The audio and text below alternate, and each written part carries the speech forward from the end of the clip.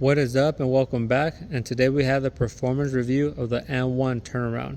Now this sneaker right here is going to be for And1 for their inexpensive line or a budget sneaker. So the price tag for this sneaker is going to be 60 USD. So have that in mind for the rest of the performance review. Okay, so with that said, let's dive right in. I do love the aesthetics of this sneaker. I think the aesthetics is a very good pass, right? You get this splatter effect on the midsole, the bubble in the back.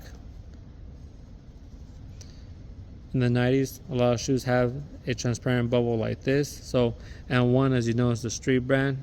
Definitely, you see that they're trying to bring it back in right there.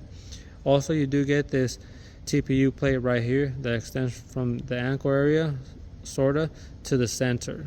Okay, that's going to add stability and support. You do have it on both sides. Some little hidden detail, there's the And1 branding right there, then the logo, the man with the handles, the myth, the legend right there. So I do like that it's kind of minimalist. It's not too blown out. Sometimes when it's too blown out, it can look a little bit tacky. So I like that it's like this. It gives you that slick feel to it. And also for the materials and the colorway, I do like the theme, black right here, some white, and then this transparent mesh where you can see the straps to the lacing system. Okay, turn around, give you a tour again. Right, so the aesthetics get a good pass on my end. I do like how it looks. Okay, and that's all going to be preference.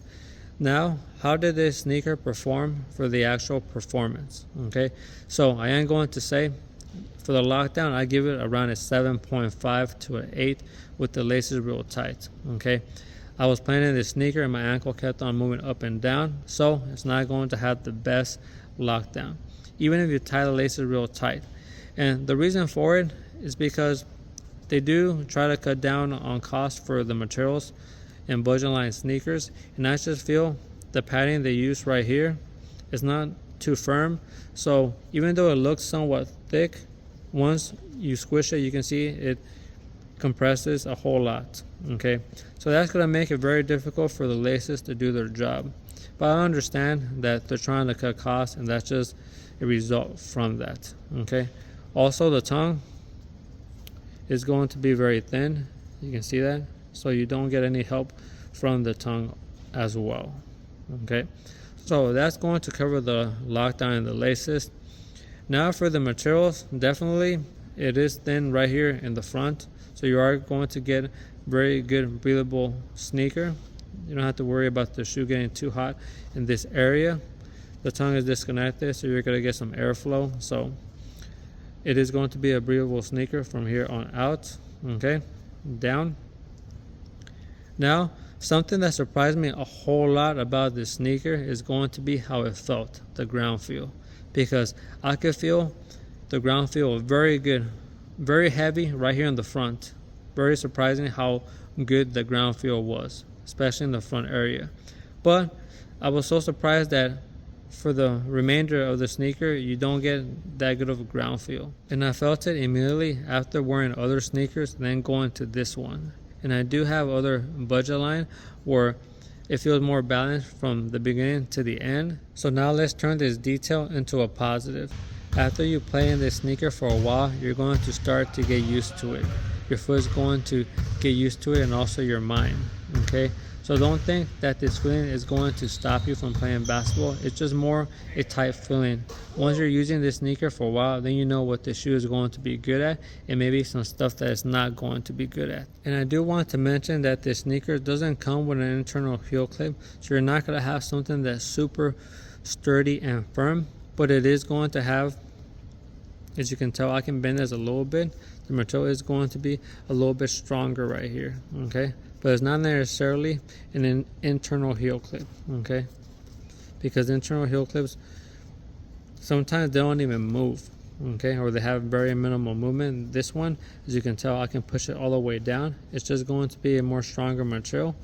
But having at least something there is better than having nothing at all. Okay, so it's good that they're trying to give you the most possible for your money. This is going to be the traction pattern for this sneaker. As you can see, it's going to have the zigzag in black, and the traction is going in this direction. Then you're going to have the wave that kind of goes in different directions. Sometimes it goes in the same direction as the black, or sometimes it goes the opposite direction. Okay, this is going to be very good for outdoors. It's nice hard rubber. Okay, so it can withstand all those rough surfaces.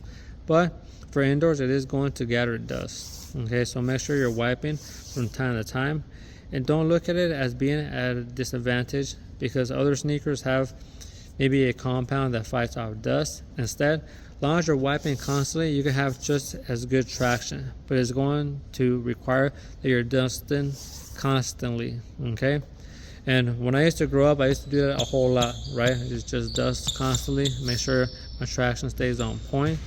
And you can have similar gripping as long as you're staying on top of it. Okay, so don't even worry about that. If you're like, hey, you know, this shoe gathers dust, just stay on top of it and you'll be covered. Okay, and for the midsole, you are going to have an EVA foam, and it's going to be this firm feeling. You can see that you can compress it, but it is going to be firm. Also did the jump in test, and I felt comfortable landing in the front and in the middle, but in the back it felt somewhat hard at times, especially when you look right here. You can see that the traction is not too thick, and then the bubble doesn't compress a whole lot. Okay, so that can make for some hard landings, especially if you are a high jumper. Okay, so have that in mind. So overall, this basketball sneaker did not work for me for two reasons. Because of the lockdown, I talked about it's around a 7.5 or 8.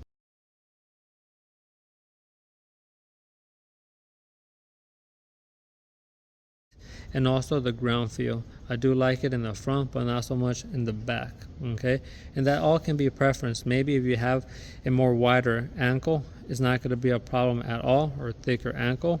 Or maybe if your play style doesn't require you to feel the ground completely. Okay, for the full length of the sneaker. Okay, so I am going to say this is a sneaker I recommend for anybody that's maybe in first grade all the way to middle school. I feel you're not gonna have any problem in a sneaker like this because you're just learning the game. Unless if you're really advanced, then maybe a more advanced sneaker or a little bit more expensive will be just fine. Okay, but this right here, definitely somebody's learning the game. You can get it. Doesn't matter how old you are. If you're learning the game, if you're not too competitive, I think a budget line that's 60 USD is not going to be bad at all. And it's going to serve its purpose. So that's going to do it for the And1 turnaround. It's a basketball sneaker I recommend for some people, but not for all. And we'll be back next time with more. Until then, peace.